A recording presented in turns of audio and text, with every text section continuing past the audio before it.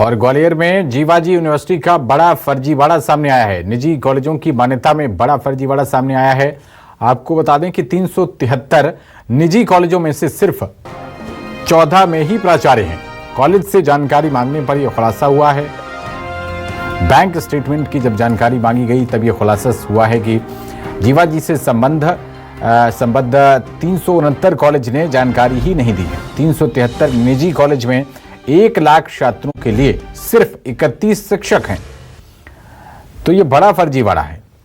जीवाजी विश्वविद्यालय ने निजी कॉलेजों को जो मान्यता दी उसमें सिर्फ 14 में ही प्राचार्य हैं। प्रिंसिपल सिर्फ 14 कॉलेजों में ही हैं और बाकी के कॉलेज बिना प्रिंसिपल के चल रहे हैं। कैसे ये संचालन हो रहा है, ये एक बड़ा सवाल है। तो प्रथम दृष्टया इसको एक फर्जीवाड़े के तौर पर देखा जा रहा है। तो कॉलेज से जब जानकारी मांगी गई उसके बाद ये खुलासा हुआ है। जीवाजी यूनिवर्सिटी से जुड़ा हुआ ये पूरा मामला। और 373 निजी कॉलेजों में 1 लाख छात्रों में सिर्फ 31 शिक्षक हैं। क्या पढ़ाई हो पा रही होगी?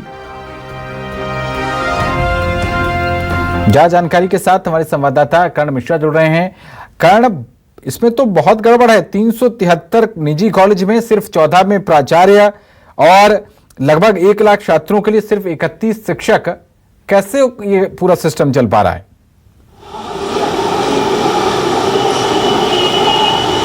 देखिए, बिल्कुल हाल ही में हमने देखा था कि झुंडपुरा कॉलेज फर्जीवाड़ा संबद्धता से जुड़ा हुआ जो घटनाक्रम सामने आया था उसमें कुलगुरु सहित 19 प्रोफेसरों के खिलाफ ईओडब्ल्यू ने एफआईआर दर्ज की है। और सवाल उसमें यही उठाया गया था कि जो कॉलेज धरातल पर मौजूद नहीं है आखिर उसको सम्मतता कैसे दी गई, उसमें नियुक्तियां कैसे की गई और कैसे उसमें छात्रों का दाखिला हुआ।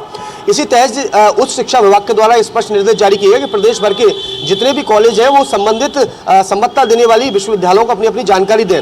इस जानकारी में जो चौंकाने वाली तस्वीर निकल के आई है कि ऐसे 373 कॉलेज हैं जिसमें 14 सिर्फ कहा जाए प्रिंसिपल है, इसके अलावा 31 शिक्षक हैं। और ये जानकारी का खुलासा तब हुआ जब इनका बैंक स्टेटमेंट बतौर जानकारी मांगा गया।